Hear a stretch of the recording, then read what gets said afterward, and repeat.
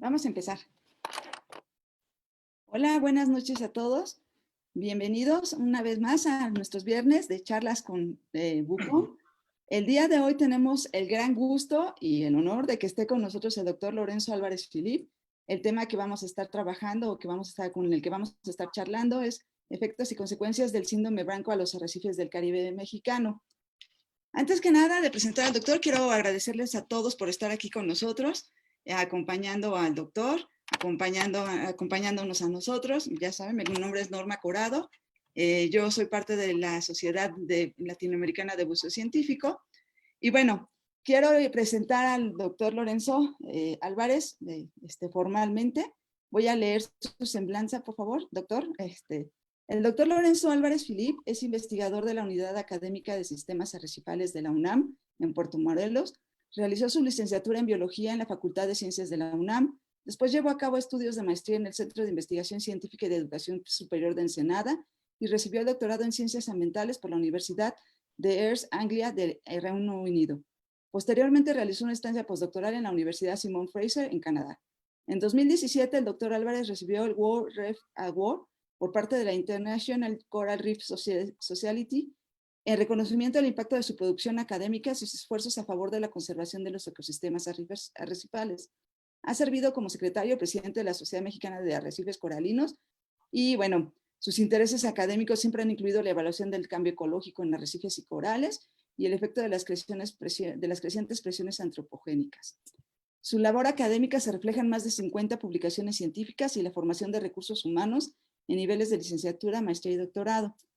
A lo largo de su carrera ha trabajado efectivamente en la conservación y protección de arrecifes y destaca su paso por la Comisión Nacional de Áreas Naturales Protegidas y su participación en la organización internacional Healthy Reef Initiative. Actualmente colabora estrechamente con diversas instituciones del gobierno y la sociedad civil en pro de la conservación de los arrecifes de México. Y pues estamos muy contentos, muy orgullosos de que esté con nosotros el doctor Lorenzo. Bienvenido, Lorenzo. Qué gusto verte. En verdad, tenía un ratito que no te veía y me da muchísimo gusto verte. Y bueno, voy a presumir que yo conocí a Lorenzo hace muchos años, cuando él estaba empezando con su carrera en biología. Y bueno, para mí ha sido todo un gusto y un orgullo ver cómo has crecido y todo lo que has hecho. Hasta me siento de pronto responsable por llevarte al buceo. Buenas noches, Lorenzo. Perfecto, muchísimas gracias Norma y a todos por estar presentes hoy. La invitación fue para hablarles un poco del síndrome blanco, que es una historia un poco deprimente, se los adelanto desde ahorita, pero voy a tratar de darle un fin un tanto más positivo. Y antes que nada, cuando Norma me invitó, me dijo, bueno, y lo primero que me dijo es que si me acordaba de ella, y para demostrarle que sí me acuerdo, aquí está la foto, ¡Wow! 1998, en la media luna, creo, me la encontré en Facebook el otro día que estaba pensando en el equipo de buceo de la Facultad de Ciencias, donde tomé mi curso 1 y 2 estrellas. Y también quiero aprovechar este momento, estamos en la comunidad de buceo, ¿no? Agradecer a toda la gente que de alguna u otra manera ha contribuido en mi formación como buzo, desde mis instructores, Norma, Carlos, Arturo, Juan Carlos, Paola, Alejandra Piñón, después Jorge Martí, después tuve la oportunidad de capacitarme en buceo técnico y hacerme instructor con Germán, con Nacho Gil, ¿no? Un montón de gente. Y no voy a hablar mucho de realmente técnicas de buceo ni del buceo en sí, sino los datos que sacamos con esto, pero me gustaría hacer la reflexión de que realmente el tener una buena capacidad de buceo y una buena capacitación en el buceo, al final de cuentas se refleja en datos de muy buena calidad, ¿no? Y yo me siento muy afortunado por haber tenido esta formación desde que empecé en el equipo, ¿no? Bueno, ahora sí, entrando un poco más al tema, los arrecifes coralinos, los arrecifes coralinos son importantes por muchísimas cosas. Si los vemos en un primer ámbito, uno directo, pues podemos hablar que son de importancia pesquera, protegen la línea de la costa, son un atractivo turístico, como muchos de ustedes lo saben bien, sirven para generar las playas, las arenas blancas que mucha gente disfruta aquí en el Caribe mexicano, tienen que ver con eso. Pero no se quedan ahí, los arrecifes de coral nos proveen muchos otros bienes y servicios que alcanzan, digamos, dimensiones económicas y sociales mucho más grandes. Sirven de cadenas de mercado cuando hablamos de producción pesquera. Son muy importantes en la economía local, como lo sabe muy bien la gente que trabaja en Quintana Roo. Al producir arena, al proteger las costas, pues básicamente se vuelven un activo muy importante para el turismo de sol y playa, protegen la infraestructura, sirven de fuente de empleo. Y cuando sumamos todo esto, en el caso del Caribe mexicano, estamos hablando de que se sustenta o sostiene una economía de alrededor de 9.5 billones de dólares anuales. Esto no es solo importante en la dimensión local o del estado de Quintana Roo, sino es unas cantidades relevantes y muy relevantes a escalas nacionales para el país. Y todo esto se los digo porque es muy importante ver el estrecho vínculo que existe en, sobre todo, el Caribe mexicano y en algunos otros lugares que dependen de los arrecifes coralinos, de la salud que tienen estos ecosistemas. Tener ecosistemas saludables nos están proveyendo todos los servicios que yo les estuve platicando hace rato.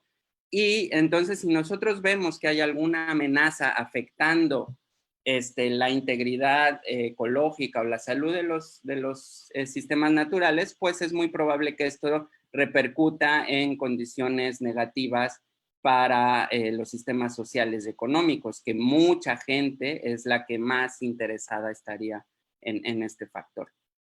Bueno, entonces hablamos de arrecifes de coral. Como su nombre lo indica, las estrellas de la película son los corales constructores de arrecife. Muy brevemente, los corales constructores de arrecife básicamente son organismos que al ir creciendo van acumulando carbonato de calcio. El carbonato de calcio es roca y a lo largo de décadas, siglos, van acumulando la roca necesaria que forma las estructuras arrecifales que conocemos. Con esto lo que les quiero vender la idea es de que los corales duros, los corales constructores de arrecifes son nuestros principales indicadores de la salud de los arrecifes coralinos. Y por lo tanto es bien importante conocer el estado en que están y conocer las amenazas que tienen. En el Caribe mexicano hemos sido bastante afortunados porque ha habido una gran cantidad de estudios desde los 70s, una gran cantidad de estudios en diferentes regiones del Caribe que nos han permitido hacer este resumen que les voy a presentar. En esta gráfica van a ver en el tiempo, desde finales de los 70s hasta casi el presente, y en el eje de las Y son los porcentajes de cobertura. Esta es la historia de cambio de la cobertura de corales, nuestro principal indicador en el Caribe mexicano. Como pueden ver, es una línea que va a la baja, que va bastante rápido hacia abajo, de tener cerca de valores promedio para la región de alrededor de 30-35%. Estamos ahora en valores de alrededor del 12-13%. Esto es hasta 2016-17. Es antes de la historia que les voy a contar. Cuando algo baja tan rápido, se pierde en un sistema natural, pues simplemente hay algo más que incrementa. En este caso, lo que más hemos visto son las macroalgas carnosas, que han incrementado, pues digamos, en una proporción opuesta al declive de los corales. Y tenemos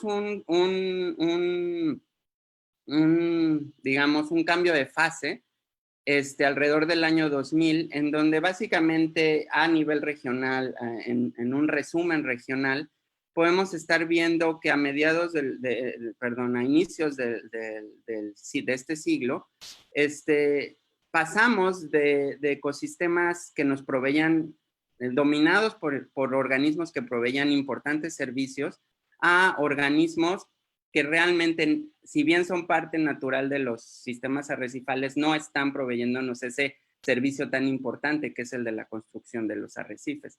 Una pregunta obvia es, ¿qué ha provocado esto, no?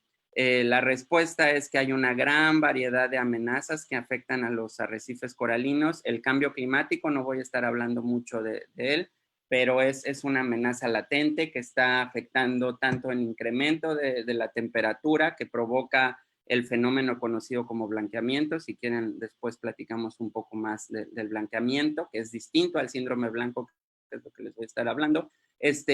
Tenemos obviamente las enfermedades como el síndrome blanco, pero también en el Caribe mexicano tenemos identificadas una gran cantidad de amenazas que están directamente relacionadas a la actividad humana y a las crecientes presiones que han venido ocurriendo precisamente desde los 70s, 80s, que es cuando se fundó Cancún. En este año estamos cumpliendo el 50 aniversario de Cancún. Antes de eso, Quintana Roo era básicamente una región deshabitada en el país, ¿no?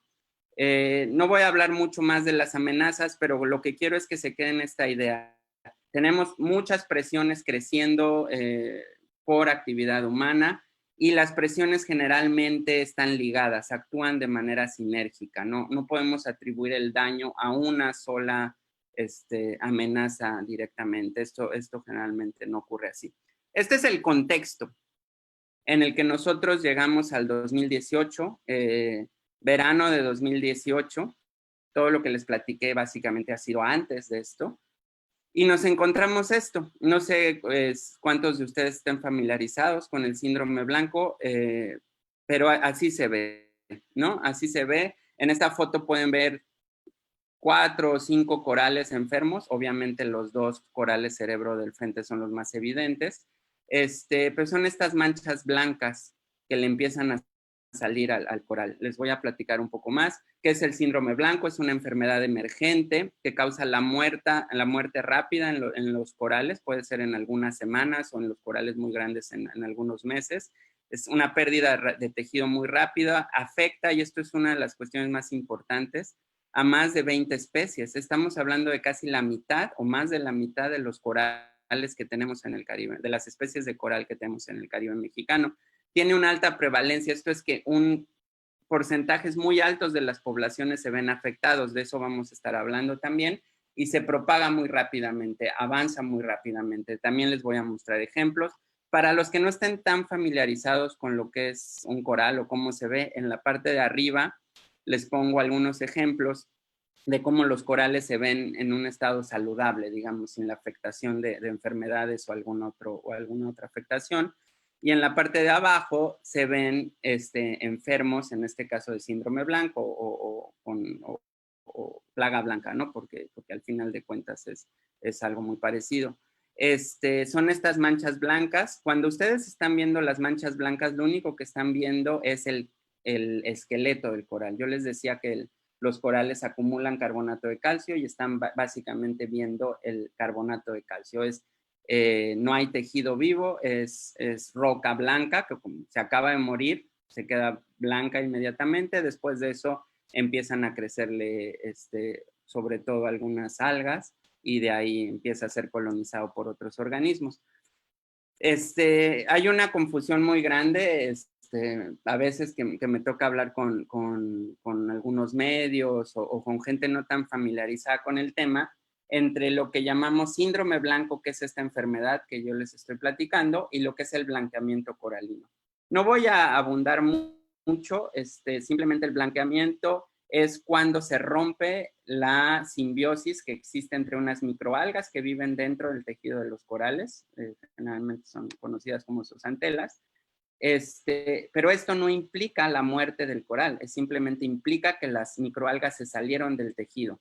Las microalgas le estaban dando el color al coral, y entonces podemos ver en la foto de abajo de mano derecha, es muy evidente. Ustedes siguen viendo los pólipos o el tejido vivo del coral, pero ya no tiene el color. Cuando el blanqueamiento es muy intenso, sobre todo cuando la temperatura del agua está muy por arriba del límite de los corales por mucho tiempo, es probable que los corales lleguen a morir, pero no siempre. En cambio, el síndrome blanco es en la foto del lado izquierdo que tienen en su pantalla. Lo que están viendo es en color café, es los pólipos vivos, es el tejido vivo del coral. Lo que están viendo en blanco es esqueleto. Ahí ya no hay tejido vivo, no se puede recuperar, el coral está muerto y eso avanza rapidísimo. Vamos a ver un ejemplo. Son de los primeros corales que nos encontramos precisamente en un sitio aquí en Puerto Morelos.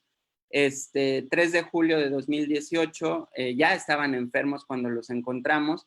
Podemos ir viendo a lo largo de solo 40 días cómo mató estos corales. Estos corales que les estoy mostrando en las fotos medirán entre 30, 40, 45 centímetros. Podemos considerarlos relativamente chicos, pero murieron en un poquito más de un mes, ¿no?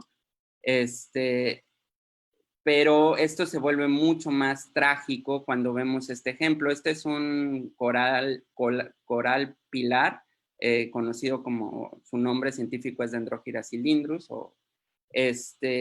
y este es en Cozumel, en un sitio, lo pueden ver, es un coral sumamente grande, mide alrededor de 6 metros de diámetro por 4 o 5 metros de alto. Para que este coral llegara a esta talla tuvo que haber pasado siglos, 2, 3, 4 siglos, o sea, estamos hablando de realmente estructuras pues centenarias, ¿no? O en algunos casos, bueno, no sé, centenarias. Esto es en enero de 2019, cuando el síndrome blanco lo empezamos a detectar en Cozumel. Esto es abril de 2019. 4 meses después, un coral de esta magnitud, prácticamente muerto. Ahí queda un poquito de tejido vivo, pero el coral está prácticamente muerto, lo cual es una tragedia, ¿no? Y de esta especie les voy a estar hablando un poquito más, porque realmente es una de las más afectadas. Pero vamos a ver un ejemplo de qué tan rápido se propaga esto. Este es en Cozumel. En Cozumel lo empezamos o llegó el síndrome blanco después, en el Parque Nacional Arrecifes de Cozumel, que es la parte turística de la isla. El primer registro fue en Paraíso, que es un arrecife con muchísima gente aquí estará o conocerá muy bien. A finales de 2018, principios de 2019, se identificó que el síndrome blanco llegó a Paraíso. Sin embargo, en el resto del parque no había evidencia. Febrero, empezamos a ver amarillo, quiere decir que hay poco síndrome blanco, pero ya se empieza a ver a lo largo de todos los arrecifes del parque, un mes después. Naranja quiere decir que ya va habiendo más, 15-35% de las colonias afectadas, ya empezamos a ver más afectado. Esto debería de decir julio, no sé por qué no lo dice, pero ahí debería decir julio. Prácticamente una afectación pues bastante grave. Y en Cozumel, que es uno de los sitios que más hemos estudiado en colaboración con la CONAM, con el Parque Nacional Arrecifes de Cozumel, nos pudimos hacer este ejercicio que, digamos, ahora es bastante entendible, ¿no? Para la gente, la curva de cómo fue afectando. Lo registramos, lo empezamos a ver a finales de diciembre de 2018. Para febrero, marzo de 2019 estaba presente en todos los arrecifes del parque. Para mayo, junio, ya era el pico, ya era una cantidad de corales enfermos grandísima. Y de ahí empezó a bajar. Llegamos a julio, en donde ya no veíamos tanto síndrome blanco, pero no es porque los corales desafortunadamente se hubieran curado, es porque mucho de lo que estábamos empezando a contar para julio de 2019 eran colonias muertas, porque ya lo peor había pasado y ya teníamos niveles de mortalidad registradas muy alto. En agosto, septiembre, octubre, noviembre y en abril que el parque hizo sus últimos monitoreos, de las especies afectadas realmente quedan pocas colonias enfermas y la gran mayoría están muertas. Al final les voy a hablar un poco qué está pasando con esas que siguen enfermas, porque puede haber una luz de esperanza ahí. En un proyecto de colaboración con la CONAM también, esto fue un trabajo bestial, realmente fuimos a muchísimos sitios, son más de 50, ahí dice 50, pero aquí en el mapa tienen muchos más de 50 sitios, a lo largo de todo el Caribe mexicano, desde Isla Contoy, el inicio del Caribe mexicano, hasta la frontera con Belice en Xcalac. Todo lo que están viendo rojo quiere decir una altísima afectación en las colonias que se ven, en las especies que se ven afectadas por síndrome blanco. Naranja, pues relativamente alto. Y lo único que ven en verde son lugares que no están o sitios que no encontramos el síndrome blanco. Como lo podrán ver, esto solo ocurre en Banco Chinchorro. Lo cual es una gran, es una gran noticia que no haya o que no se hubiera detectado síndrome blanco en Banco Chinchorro, por lo menos hasta, yo diría, el primer trimestre de este año. Ojalá siga así, ¿no? Les hablaba de las especies afectadas. Estas son las especies más afectadas, las que tienen en la parte de arriba. El coral pilar, Dendrogira cylindrus, la foto del coral grandísimo que les mostré en Cozumel, 98% de pérdida. Ahorita vamos a ver un ejemplo. El coral laberinto, mendrina, las especies de mendrina, 94%. El coral de flor suave, Usmilla fastigiata, 79% de pérdida. Los corales cerebro, hay varias especies, entre 76 y 50% de pérdida. Y así podemos ver, hay algunas especies que fueron afectadas un 27, un 20, un 10%, pero 10% sigue siendo muchísimo. Lo que pasa es que 98% es realmente una tragedia. Y esto se los quiero representar en esta figura, ¿no? Lo hago con todo respeto, espero a nadie le moleste esta comparación, pero es ahora que estamos en la pandemia del COVID-19, imaginémonos que todas las personas blancas que vemos ahí, los monitos blancos, son toda la población del estado de Nueva York. Cuando yo hice esta figura estaba el brote de COVID a lo más en Nueva York, por eso escogí Nueva York. Pero imaginémonos que esta es la población de Nueva York. Y del otro lado, imaginémonos que esta es la población de Dendrogira cylindrus, el coral de pilar en el Caribe mexicano. Les voy a poner el porcentaje de gente afectada por COVID en Nueva York, perdón, no sé si, por COVID en Nueva York, y el porcentaje de personas que desafortunadamente han fallecido por COVID en Nueva York. Como pueden ver, son porcentajes relativamente pequeños, si lo vemos en comparación a esto, pero nadie de ustedes me dejará mentir si digo que esto es una tragedia. Lo que estamos viviendo es una tragedia y esos son los porcentajes. Ahora les voy a presentar lo que pasó con las poblaciones de Dendrogira cylindrus con el síndrome blanco. Rojo, porcentaje de la población que se perdió. Amarillo, la porcentaje de la población que sigue enferma. Y blanco es la porcentaje de la población que, digamos, no ha sido afectada por el síndrome blanco. Esto es una tragedia de proporciones descomunales para cualquier especie en la faz de la Tierra y muy probablemente sin la acción directa humana, tanto para acciones de protección como para acciones de restauración, esta especie pueda ecológicamente estar extinta. Ojalá que no, pero es uno de los casos. Les mencionaba Chinchorro, esto es una foto en Banco Chinchorro. En esta foto pueden ver 4. No sé si están viendo la flechita del cursor, pero las estoy marcando. Y allá atrás hay otra. 4 colonias muy saludables de Dendrogira cylindrus. Bueno, ahí las puse. Tenemos también en Banco Chinchorro un montón de otras de especies de la segunda especie más afectada, que es Meandrina meandrites. Solo es un ejemplo para ver la gran cantidad de individuos de estas especies que tenemos. Y entonces, Banco Chinchorro, y aquí quiero hacer mucho énfasis, es una muy buena noticia, pero también representa una gran responsabilidad.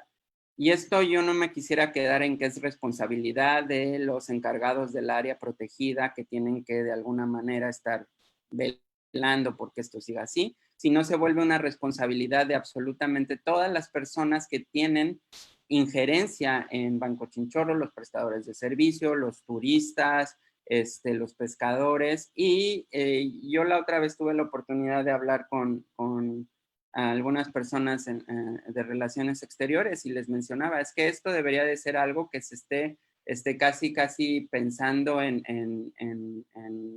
un lugar de protección a nivel internacional, ¿no? Porque es un refugio de especies que prácticamente están desapareciendo en el resto del Caribe. Porque no les he hablado mucho de esto y aprovecho este momento para platicarles.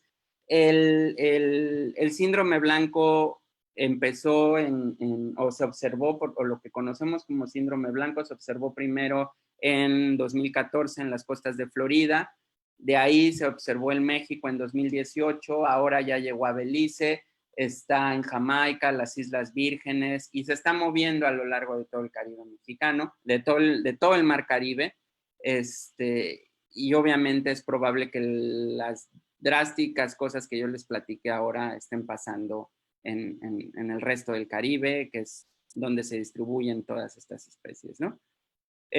También tenemos rayos de esperanza, no en Chinchorro, en otros lados. Esta es otra colonia de Dendrogira cylindrus que podemos ver claramente que está muerta. Sin embargo, ahí en ese parchecito les estoy mostrando que quedó un poquito de tejido vivo. Otra colonia muerta a primera vista, si hacemos un zoom en una pequeña esquinita queda tejido vivo. Tenemos estos rayos de esperanza que nos pueden brindar cierto aliento. Todos estos son reclutas, o sea, corales bebés de especies muy amenazadas y todos ahí están, ¿no? A pesar de que hay algas, a pesar de que hay una gran mortalidad, tenemos estos pequeños luchadores que siguen ahí. Quiero hablarles ahora un poquito de las consecuencias que esto puede tener, obviamente desde el punto de vista ecológico, desde el punto de vista de los biólogos o de la gente que está directamente relacionada al arrecife, podemos ver esto como una tragedia. Sin embargo, esto trasciende a todas estas personas que yo acabo de mencionar y tiene impactos mucho más allá. En esta foto, es una foto tomada de dron aquí en Puerto Morelos. Les quiero mostrar que en todo lo que está en círculos naranjas son colonias de corales cerebro muertas, producto del síndrome blanco. Esta es una foto que está en un área que mide alrededor de 70 metros cuadrados. Haciendo un ejercicio de extrapolación, es simplemente un ejercicio, es un juego. Nosotros calculamos que esas colonias que hay en esa área de 70 metros cuadrados producen alrededor de 72 kilogramos de carbonato de calcio. Si lo quieren ver, imagínense que son 72 kilogramos de cemento con el que se construye una casa. Parece poco cuando estamos hablando de un área tan pequeña, pero si eso lo extrapoláramos a todos los hábitats en donde tenemos las mismas circunstancias que esa foto que yo les mostré, pudiéramos estar hablando de que se están perdiendo al año más de 22,000 toneladas de carbonato de calcio. Esas 22,000 toneladas, por ejemplo, sirven para construir 8 pisos del Empire State. Este ejemplo que les estoy dando es en un solo tipo de hábitat de una sola especie. Yo les hablé que hay muchas especies afectadas y eso es a lo largo de muchos diferentes tipos de hábitats. Entonces, la cantidad de carbonato de calcio que se está perdiendo la cantidad de carbonato de calcio que se puede producir y que se perdió es brutal. Y solo para ejemplificar, de nuevo, los arrecifes de coral, una de sus principales funciones que les dije al principio nos sirven para proteger las costas. Son una barrera natural. En la foto es lo que quiero representar. Viene la ola, rompen el arrecife y esto detiene la energía del oleaje que después va a llegar a nuestras costas. Un ejemplo visual, de nuevo, este es Playa Delfines en Cancún. Los que conocen el área saben que no hay un arrecife coralino enfrente. En 2005, justo antes del huracán Vilma, la misma playa justo después del huracán Vilma. Creo que la evidencia del no tener un arrecife de coral enfrente que nos proteja la costa es clarísima en esta foto. Puerto Morelos. En Puerto Morelos tenemos una barrera arrecifal que nos protege. Esta es la playa después del huracán Vilma. Completamente diferentes escenarios. En figura les muestro, Cancún está aquí arriba, Puerto Morelos aquí abajo. Si ustedes ven la figura, simplemente es la energía del oleaje, qué tan alto es el mar. Cuando se ve que cambia de rojo a azul, y hay una buena parte azul, básicamente esa es el sistema arrecifal de Puerto Morelos, en donde la barrera de arrecifes es precisamente lo que evita que el rojo llegue hasta la costa. La costa es lo gris. En Cancún no tienen esa barrera. Ese es el valor que tienen los arrecifes de coral. Perdón. Pongámosle un poquito de números, pongámoslo en contexto. El 47% de los hoteles en Quintana Roo están naturalmente protegidos por un arrecife. Esto, de acuerdo a estimaciones de Nature Conservancy, TNC, es un ahorro para estos hoteles de alrededor de $50 millones anuales. Esto es beneficios que reciben la industria turística por tener un arrecife saludable enfrente de ellos. Yo les platicaba, ya hay mucho que está pasando, ya estamos perdiendo arrecifes, el calentamiento global tiene que ver también con incremento de nivel del mar. Y los hoteles, la realidad es que ya están construyendo sus barreras. Lo que estamos viendo aquí son todos los esfuerzos que muchos hoteles y centros turísticos están tratando de poner para proteger sus costas. Esto no es lo ideal por muchos motivos. Lo ideal es que nos protejan los arrecifes, pero además cuando esto se hace, pues si no se hace de una manera organizada puede tener efectos muy negativos en otros sentidos. Pero esto ya está pasando y los hoteles están invirtiendo mucho dinero. No es algo que les estoy contando a futuro, es algo que está pasando hoy en día. Algo que muchos en este foro estarán mucho más relacionados, la actividad turística, el buceo en arrecifes, como ustedes lo sabrán muy bien, Cozumel es la meca, es una de las mecas de buceo en el mundo, y se estima que los arrecifes de Cozumel tienen un valor de $304 millones al año. Es un montón de dinero que está entrando, que se está distribuyendo entre la gente por tener arrecifes saludables. El valor de la producción pesquera superó a $9 millones. Si lo comparan con los números anteriores, podrá verse menor. Sin embargo, la producción pesquera asociada a arrecifes de coral es un elemento fundamental en la economía social de Quintana Roo y de muchos lugares costeros en el planeta, ya que el dinero entra directamente a las comunidades y se reparte en las comunidades, cosas que a veces no pasan cuando estamos hablando de los sectores turísticos, ¿no? Bueno, les hablé un poco de lo que ha pasado, de las consecuencias que pudiera tener en aspectos económicos, pero ¿qué podemos hacer? Y aquí es donde quiero acabar un poco con cuestiones más positivas, ya me estoy pasando un poquito de tiempo. Obviamente les hablaba de pérdidas de más del 90% de las poblaciones. Para esto necesitamos ser proactivos como sociedad y como academia, como ONGs, como centros de investigación. Y de hecho se está formando un plan estratégico para la implementación de bancos genéticos para poder, en términos sencillos, sobre todo liderados por el Instituto Nacional de la Pesca, la doctora Claudia Padilla, están rescatando el material genético, pedacitos de los corales que todavía tenemos en el mar, llevándolos a viveros, tratando de conservarlos ahí, reproducirlos, y todo esto es para tener un semillero que empezar a plantar después. Hay otras estrategias en donde incluso se está pensando en congelar el material genético de los corales, tenerlo congelado como a Walt Disney, y si las condiciones mejoran, volverlo a reintroducir, tener el material genético que podamos introducir de nuevo a los arrecifes, ¿no? Entonces, restauración, rescate, mantener en viveros, fundamental para algunas especies. Sin embargo, esto no va a resolver el problema en todos lados, ni en todas las situaciones, y además tenemos que seguir evaluando qué está pasando. Tenemos que evaluar cuáles son las consecuencias ecológicas, ecosistémicas y de implicaciones hacia los humanos que ha tenido esto. Esto es fundamental, seguir haciéndolo. Desafortunadamente por la pandemia no hemos podido tener la oportunidad de hacerlo tanto como quisiéramos, pero es una tarea que tenemos muy clara, que esto hay que evaluarlo muy bien. Si murieron tantos corales, realmente vamos a pasar a más algas, van los ecosistemas a seguir cambiando, es fundamental estar entendiendo esto. Y también es entender cómo las poblaciones de los bebés que están reclutándose van a dar en el futuro, van a poder permanecer, van a poder crecer, van a poder, digamos, apoyar a la recuperación de las poblaciones de estas especies. Y también les mencionaba hace rato que lo que se ve ahora es que hay muchas colonias, o lo que más se ve son colonias enfermas, pero que no acaban de morir. Y muy probablemente estas colonias ya están encontrando un nivel de resistencia hacia el síndrome blanco.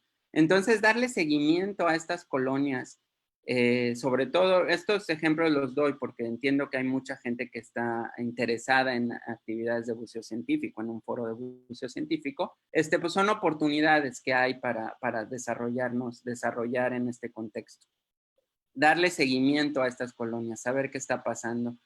Y creo que este es el tema más importante. Creo que para nadie es un secreto que estamos pasando una etapa difícil, tanto en el sector ambiental como en el sector académico. Hay pocos recursos, no podemos hacer tanto como quisiéramos por diversas limitaciones. Y en estos momentos se vuelve fundamental un concepto que conocemos como ciencia ciudadana, que es la participación de personas que no han tenido, digamos, toda esta formación en cuestiones ambientales o académicas, pero que sí están comprometidos y que conviven con los recursos. La ciencia ciudadana es importantísima porque ayuda a generar un conocimiento de manera rápida y eficiente, siempre y cuando la gente que la esté generando haya pasado por un proceso de capacitación. La sociedad se apropia del conocimiento. Es muy común, no sé muchos de ustedes si han estado en situaciones así o incluso lo han hecho, ¿no?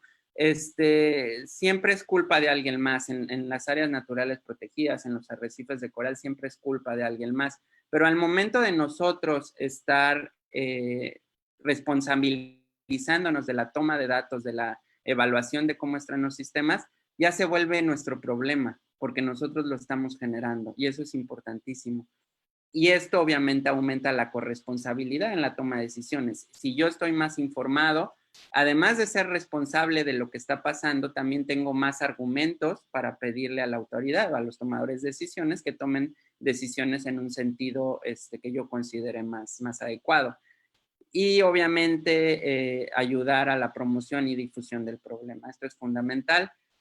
Con esto quiero acabar, espero no haberlos aburrido mucho. Reconozco el profundo trabajo de todos los miembros de mi laboratorio.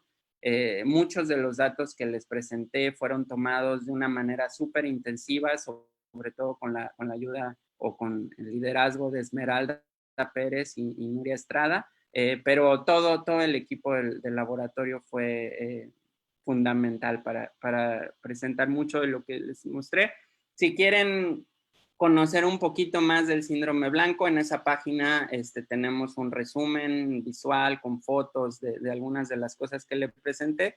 Y en Facebook también tenemos un sitio que estamos empezando ahí a hacer algunos pininos y pueden también ver algunas cosas. Y muchas gracias.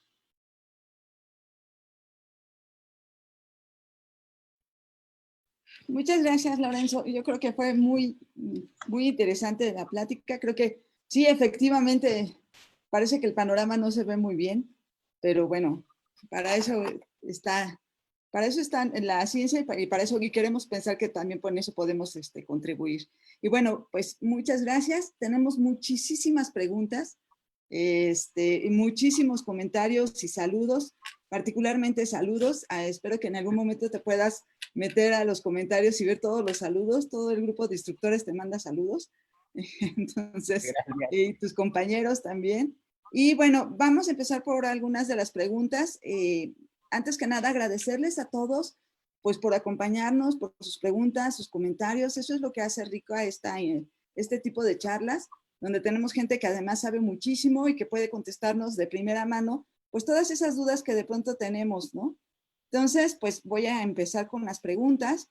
Empezamos con David Salinas Torres. Hola, David, es un asiduo seguidor, muchas gracias. ¿El síndrome blanco también afecta a los corales blandos, a los gorgonianos? No, esta enfermedad en particular, no, pero los corales blandos también tienen ciertas afectaciones, ¿no? Pero en esto de todo lo que yo les platiqué es corales duros y sobre todo de algunas familias de corales duros. Ok, sí. Bueno, y eso hace que justo sean los constructores del arrecife, ¿verdad? Y ahí ya hay un problema más Pero no grande. quiere decir que los otros elementos como corales blandos, esponjas y otras cosas no sean importantes, pero bueno, la historia de hoy era de eso. Sí, claro. Muchas gracias. La segunda es Miguel Antonio Gutiérrez Castaldín. ¿Qué es lo que provoca el síndrome blanco? ¿Es una enfermedad genética o es causada por algún patógeno que aún no se identifica? Sí, dejé algunas cosas por cuestiones de tiempo porque pensé que iban a venir las preguntas. Esta es una de ellas y muchas gracias. El síndrome blanco muy seguramente está causado por un patógeno o por un grupo de patógenos.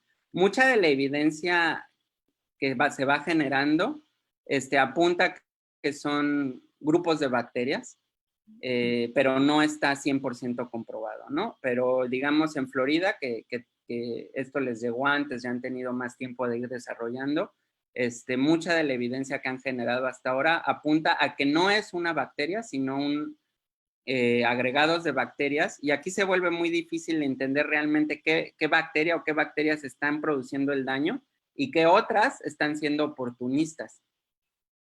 Y entonces se vuelve muy complejo realmente el entender estas situaciones de este nivel es muy complejo, pero hay gente. Yo no trabajo en eso, pero hay, digamos, varios esfuerzos realizándose en ese sentido. Muchas gracias. Pues sí, eso es también algo que es importante saber. Nuri Esal nos pregunta, justamente dice que es causada por un patógeno que hasta el momento en Florida han identificado diferentes tipos de bacterias. Yo creo que eso es súper interesante ya saber que esto es lo que nos dices, ¿no? Y luego Hernández Pérez Zaira nos pregunta, ¿cómo se puede prevenir este síndrome en los corales? Sí, esa es otra pregunta muy recurrente y o sea, a veces me van a tachar de pesimista, pero tristemente lo que yo les acabo de platicar es la historia de algo que ya pasó. Lo peor ya lo vimos, o sea, perder el 98% de la población de una especie de coral es lo que ya pasó. Probablemente se pudiera tener estrategias para limitarlo o reducir los daños en otros lados, pero es tan agresivo para estas especies que no se, y tan rápido avanza que es una historia un poco triste. Pero quiero aprovechar esta oportunidad para también otra cosa que no había puesto, pero quiero resaltar un poco aquí. Como cualquier otra enfermedad, y ustedes pónganse en el ejemplo del coronavirus, que está tan en boca de todos ahora, ¿no? No es lo mismo que a una persona le dé coronavirus estando con todas las facilidades médicas y en condiciones completamente limpias y de sanidad, a que a una persona le dé coronavirus en condiciones pues muy negativas, ¿no? Esto, aunque el coronavirus no sea tan agresivo, lo va a debilitar. Y cuando no estás en condiciones óptimas, imagínense el caso más extremo, en un basurero o algo así, pues va a haber muchos otros agentes que van a llegar a agredirte porque estás débil. Exactamente es la situación con los corales. Mucho de lo que hemos venido hablando en la región, muchos estudios, muchos colegas míos, como que toda la investigación va apuntando a que la principal amenaza que tenemos hoy en día en el Caribe mexicano es la pérdida de la calidad de agua marina. Esto producto por la contaminación, metales pesados, nutrientes, nitrógeno, nitratos, nitritos, fosfatos, que viene de actividad humana, desde el champú con el que se bañan hasta los fertilizantes con los que se ponen en la agricultura, las granjas porcícolas, toda esta actividad humana va a dar al acuífero y a final de cuentas todo eso va a ir a dar al arrecife y eso lo que está bajando es la calidad del agua marina y estamos poniendo a los corales en condiciones adversas. Entonces, cuando llega una enfermedad, que tal vez no esté directamente causada por la actividad humana, pero llega esa enfermedad, lo que va a causar es que los corales no tengan la energía suficiente para resistir a la enfermedad.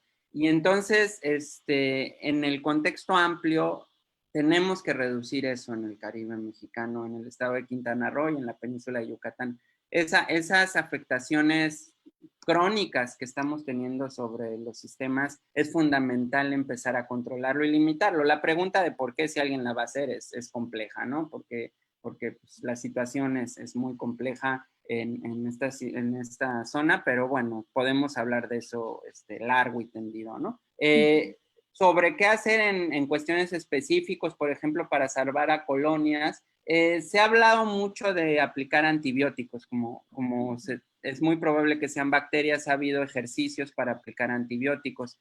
Sin embargo, si bien han tenido un éxito puntual en algunos casos, por ejemplo, en Cozumel hay una brigada de buzos, de científicos ciudadanos que se han dedicado mucho a esta actividad, y hay ejemplos en donde hay colonias que han podido resistir, ya las tienen, ¿no? Poniéndoles parchecitos de antibióticos y ahí van resistiendo. Sin embargo, esto para la escala del daño que se está generando, pues sería imposible tener a cientos de miles de buzos poniéndole antibiótico a todos los corales. Y además, el uso de antibióticos, como cualquier persona familiarizada con la medicina y con el doctor Simi, que no te vende antibióticos sin receta, sabrán que no es muy adecuado si no sabemos bien, porque puede causar algunos daños no previstos, ¿no? Entonces, digamos, es lo único que se está haciendo, y mucho está apuntando al rescate, que es lo que les platicaba, ¿no? Rescatemos a lo que se pueda. Muchas gracias. Sí, creo que mucho de lo que justo ahorita nos estás platicando preguntan, y una de las preguntas que nos hace Sara Zúñiga es ¿por qué creen que el síndrome blanco está afectando más a los corales pilares que a otras especies? Nos decías que hay dos especies en particular y una de ellas es los corales pilares que están sufriendo más, ¿no? Uh-huh. Sí, de hecho, la razón de por qué no la sabemos, pero lo que sí sabemos, y cada vez es más evidente, es que son familias. O sea, todos los corales que están muy afectados están muy parecidos entre ellos, son de la misma familia. El coral pilar, el coral de flor, el coral laberinto, Dendrogira-cylindrus, Meandrina meandrites, Osmilia fastigiata, son corales de la misma familia. Entonces tiene que haber algo ahí. Yo no, te repito, no soy experto en cuestiones de genética, ni de filogenia, ni mucho de esto, pero es evidente que hay algo ahí en relaciones filogenéticas, que hay cierto tipo de corales mucho más susceptibles que otros. Sí, claro. Lick Sux nos pregunta, ¿las macroalgas podrían servir como indicadores del estado del arrecife coralino? ¿Se podría decir que el síndrome blanco es una consecuencia de... Sí, no está bien. ¿Se podría decir que el síndrome blanco es una consecuencia del blanqueamiento? Pues ya nos dijo que no tanto, pero dime. No, son cosas diferentes. Las macroalgas son un indicador muy utilizado para evaluar la salud de los arrecifes. Hay varios índices sencillos de salud en donde básicamente tienen indicadores de cuánto coral hay y de cuántas algas hay. Ese es como uno de los indicadores más clásicos para alguien que quiere muy rápidamente evaluar la calidad del arrecife, y generalmente si tienes muchas macroalgas y menos corales, pues puedes empezar a ver que el arrecife no está en un estado óptimo. El síndrome blanco y el blanqueamiento son cosas diferentes, afectadas por cuestiones diferentes, sin embargo, pueden afectar de manera conjunta, que es lo que vimos en verano, en septiembre, en otoño de 2019. Lo que nos tocó ver es que ya había muchos corales enfermos o resistiendo al síndrome blanco, ahí dando su luchita, y pum, que la temperatura sube mucho tiempo, y eso vino a causar blanqueamiento, y ahí tenemos fotos en donde se ve la banda blanca de que va el síndrome blanco, y además el coral que está vivo está blanqueado. El blanqueamiento es producto, lo estoy simplificando mucho, pero es producto del cambio climático, del incremento en la temperatura del mar. No, pues todo al mismo tiempo. Julie John nos pregunta, ¿cómo calculan ustedes el porcentaje de carbonato de calcio por año? ¿Son para todos los corales duros de todas formas o solo los corales masivos? No, eso o sea, eso digamos que hay colegas que trabajan, que es una rama del estudio que se llama esclerocronología, que estudian sobre todo cómo crecen los corales, qué tan rápido crecen y qué tan duros son. Y con esas dos proporciones de qué tan duro es un coral y qué tan rápido puede crecer, es la densidad y la tasa de crecimiento, se puede calcular la tasa de calcificación. La tasa de calcificación es qué tanto carbonato de calcio está produciendo. Es qué tan compacto lo estás poniendo y qué tanto estás creciendo. Esos son estudios específicos que se toman muestras de los corales, o histórica o tradicionalmente se toman muestras de los corales, o sea, lo llevas al laboratorio, les sacan radiografías, los ven. Ahora con la tecnología hay otras maneras de ver cuánto carbonato de calcio está poniendo un coral, por ejemplo, con modelos 3D. Ahora que está tan de moda hacer fotos de modelos 3D, tú te puedes meter y hacerle una foto 3D a un coral y un año después regresar y volverle a hacer el modelo 3D y vas a poder calcular el crecimiento en centímetros de cuánto creció ese coral. Y entonces la diferencia te va a decir cuánto carbonato de calcio acumuló ese coral en un año. Wow, muchas gracias. Esa es una muy interesante pregunta. Nos preguntan que si, ¿en qué lugares hay síndrome blanco? O sea, si hay otros arrecifes además del Caribe. ¿Y qué medidas se podrían tomar para evitar que se propague hacia otros arrecifes? Esto nos pregunta Marco Antonio Gutiérrez.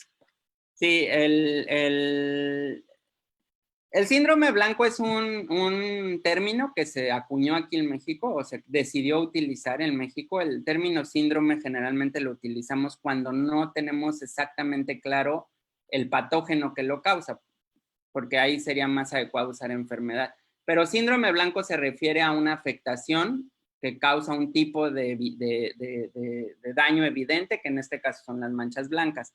Entonces no es el nombre de una enfermedad, porque no conocemos a la gente que lo tiene, es simplemente evidente, es evidente el daño que causa. ¿Qué otros corales, otros arrecifes tienen síndrome blanco? Esta afectación en particular se está viendo que se está distribuyendo en todo el Mar Caribe. Como les decía, ahorita ya hay registros en las Antillas Menores, en Belice, creo que ya está empezando algunos, no estoy seguro, pero ya va hacia Honduras. Entonces se va a distribuir Bahamas, Florida, obviamente, todos los cayos de las Floridas. En el Golfo de México, que digamos está conectado, son las mismas especies de coral, hasta donde tengo conocimiento no se ha visto. En el Pacífico no es esta misma afectación. Hay otras enfermedades que también se les cataloga síndrome blanco, porque es lo mismo, tiene la misma evidencia visual, pero es otra cosa, no es causado por lo mismo. Que esto de aquí pudiera llegar a afectar, digamos, los arrecifes del Pacífico, del Indo-Pacífico, sería pues bastante mala suerte y habría que, lo único que se me ocurre es que los barcos que cruzan por Panamá lo lleven de un lado a otro, ¿no? Pero ojalá no pase. Uy, bueno, y pregunta Joaquín Carranza, pero ¿hay algún riesgo de que el buzo lleve de un arrecife a otro la enfermedad? Y justo se relaciona eso con Juan Gómez, que nos pregunta que cuáles son las cosas que podríamos hacer para que no se sigan afectando los arrecifes. Sí, una de las hipótesis, si recuerdan, yo les dije que esto se empezó a ver por primera vez en Florida. Y después lo empezamos a ver aquí en México. De la corriente que va, es una corriente muy, muy fuerte que va de sur a norte, o sea, va de México a Florida. Entonces sería muy difícil que cualquier cosa sea transportada por corrientes de Florida a México. Y eso descartaría que es la corriente que trajo el síndrome blanco. Entonces, una de las hipótesis es que algo lo trajo y ese algo tiene que haber sido alguna actividad humana. Las hipótesis que hay pero son hipótesis, las hipótesis que hay es en el agua de lastre de los barcos, que es el ejemplo que usaba ahorita si lo pasan por el canal de Panamá, el agua de los lastres de los barcos que trajo algo de Florida a México.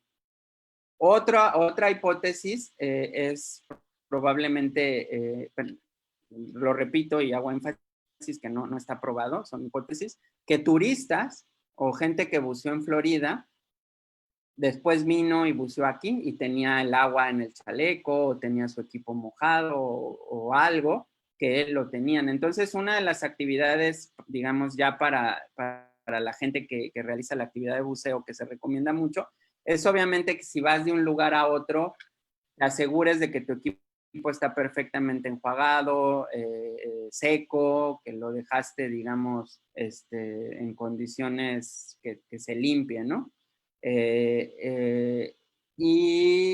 Sobre todo si estás, porque algo que puede ser muy común es que tú buceas un día en Playa del Carmen, otro día en Cozumel, o el mismo Cozumel buceaste en diferentes arrecifes y después buceas en Tulum. Y entonces eso pudiera estar ayudando si no se tienen las precauciones. Ya los prestadores de servicio, las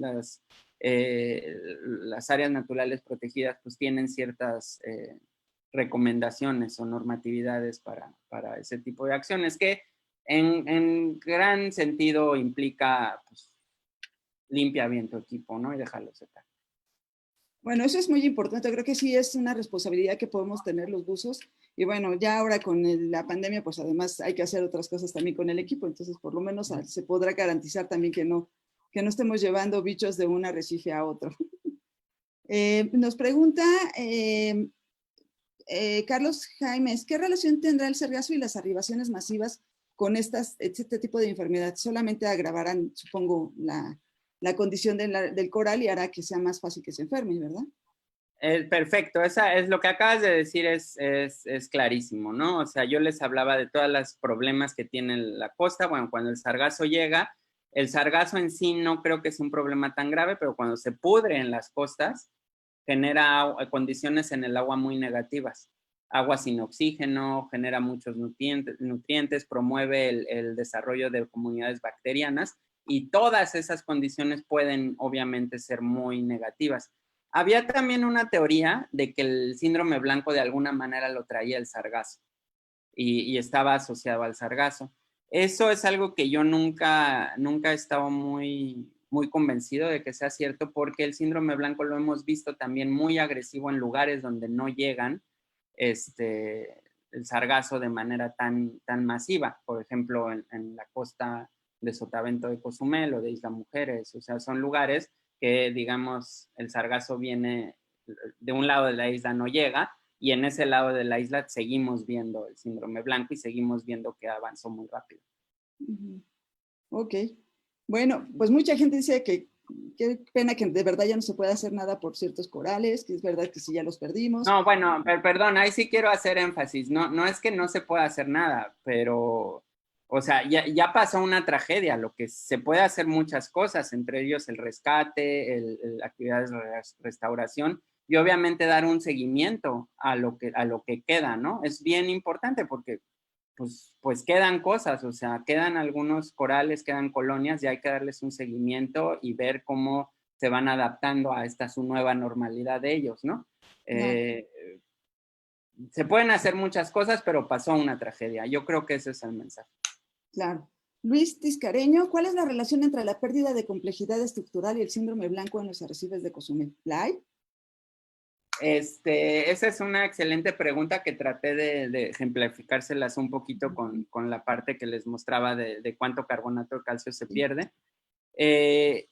Pero también es un problema de comunicación que la gente que trabajamos con arrecifes de coral tenemos.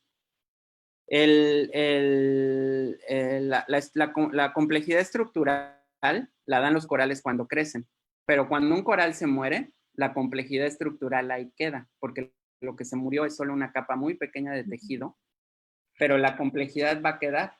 Pero si nosotros no tenemos tejido de corales, el único proceso que va a estar pasando es la erosión. Esa complejidad se va a ir erosionando porque no hay nada que genere más complejidad. Estos procesos de erosión no trabajan en días, semanas o meses, trabajan en años o décadas. Entonces, muchas de las consecuencias negativas de la mortalidad de corales no se ven inmediatamente, se ven muchos años después. Y esto es lo que es muy difícil de transmitirle a la gente o comunicarle, porque yo les digo, oigan, es que se murieron muchísimos corales y eso puede afectar la complejidad, que va a afectar la protección de la costa, la provisión de hábitat para los peces, bla, bla, bla. Pero la gente dice, pero yo sigo viendo la complejidad y sigo viendo la protección de la costa y sigo viendo muchos peces. Sí, el problema es que no es ahorita, el problema es que eso vamos a tenerlo en el futuro si no recuperamos los corales que perdimos. Claro. Es muy interesante eso. Y bueno, ya casi para estar cerrando, Javier Galox nos dice, hasta por conveniencia, la industria hotelera debería apoyar a todos los investigadores dedicados a resolver este problema. ¿Tienen trabajo de colaboración con estas industrias, Lorenzo?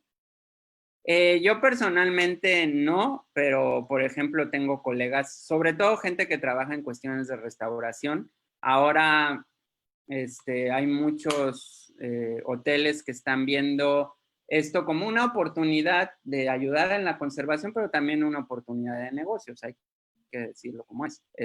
Porque pues al tener esto, pues puedes tener un poquito más de promoverte, de tener a los turistas visitando, ayudando. Entonces, digamos que hay hoteles y algunos centros turísticos que están encontrando esta mancuerna entre promover la restauración y promover, digamos, un nuevo elemento que puedan comercializar. Y esto es algo que está pasando. También hay algunas organizaciones que apoyan. Yo realmente nunca he tenido la oportunidad de trabajar. Mucho de mi trabajo ha sido con obviamente recursos financiados por investigación de CONACYT o otros centros, otras agencias financiadoras de ciencia per se, con las áreas naturales protegidas, con la CONAM y colaboración con otros colegas. Pues sí. Nuri Esal ya nos está dejando ahí un par de artículos para que veamos más acerca de síndrome blanco. Y bueno, sé que también tú tienes artículos, igual después los ponemos aquí en el chat para que la gente también los vaya siguiendo. Y una última pregunta, ¿crees que dentro de algún tiempo conozcamos un arrecife diferente, con unas especies diferentes a las que hay ahora? ¿Será parte de esta evolución? Sí, claro. O sea, lo que quise transmitirles al principio, es que los arrecifes en los 80s ya eran muy diferentes a los arrecifes de ahora, y eso lo platicas con la gente que tuvo la oportunidad de bucear en México o en cualquier otro arrecife del Caribe o en algunos lugares del mundo. Los arrecifes eran diferentes a lo que conocemos ahora. Y seguro. Pero lo que conocemos ahora sigue teniendo, hay arrecifes maravillosos como los que yo les presenté de Chinchorro, o sea, seguimos teniendo ciertos puntos brillantes, ¿no?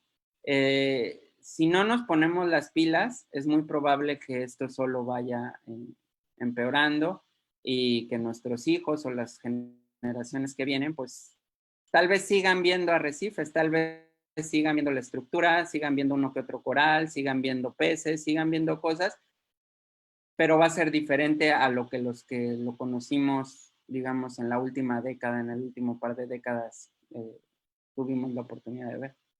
Sí, pues sí, eso es algo que hay que pensar. Bueno, pues Lorenzo, quiero agradecerte muchísimo. Hay muchísimos comentarios, te digo, en algún momento si tienes tiempo, echarle un ojito ahí, yo creo que estará muy bien. Hay muchos saludos de parte de muchas personas. Quiero agradecerte tu disponibilidad, tu amabilidad para contestar todas las preguntas. La verdad es que creo que nos ha servido mucho.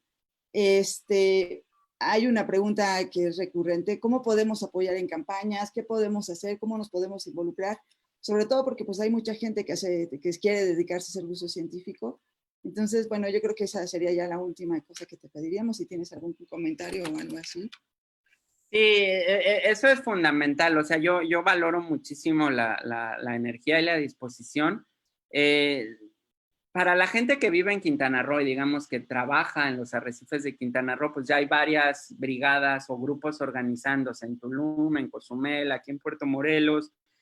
Algunos pescadores, creo que en Chinchorro, están también organizándose para estar apoyando esto. Es gente que tiene contacto día a día y para la gente que vive aquí, mi recomendación es que empiecen a acercarse, ¿no?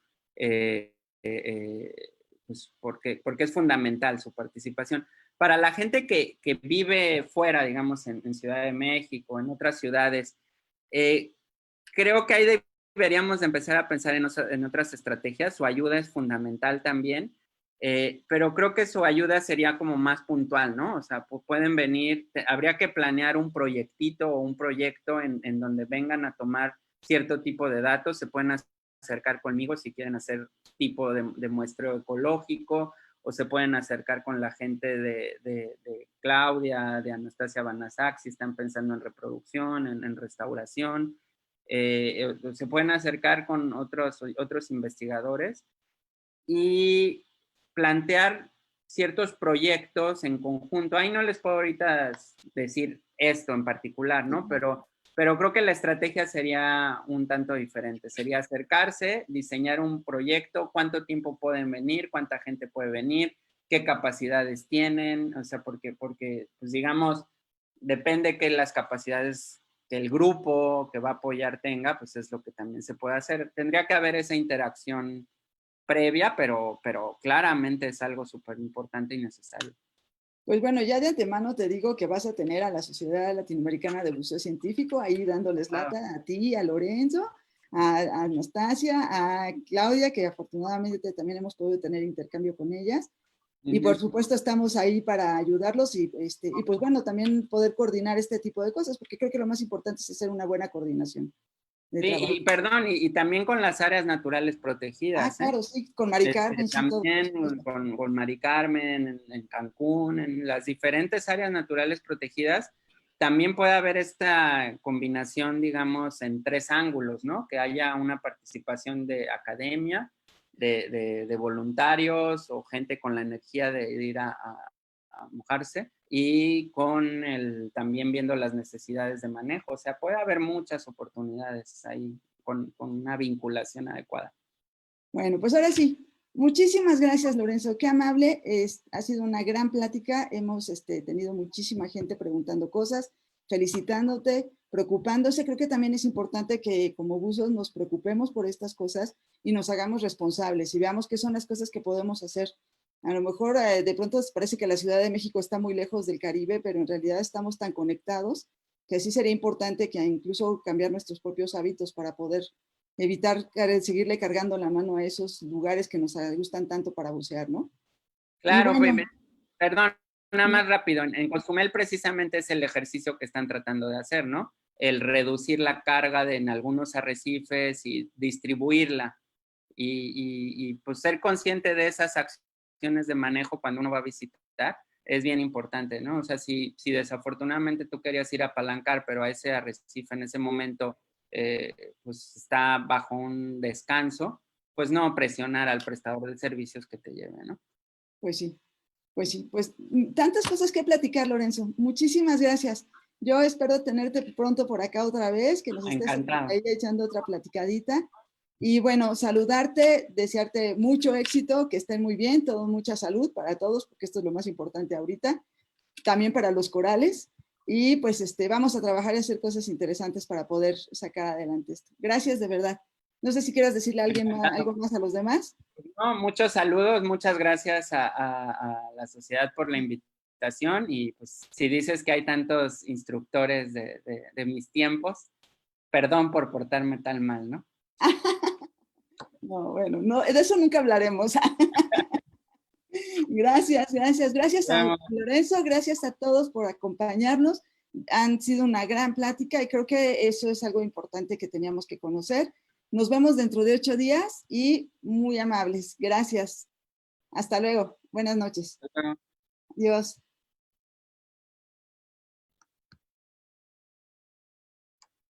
No sé si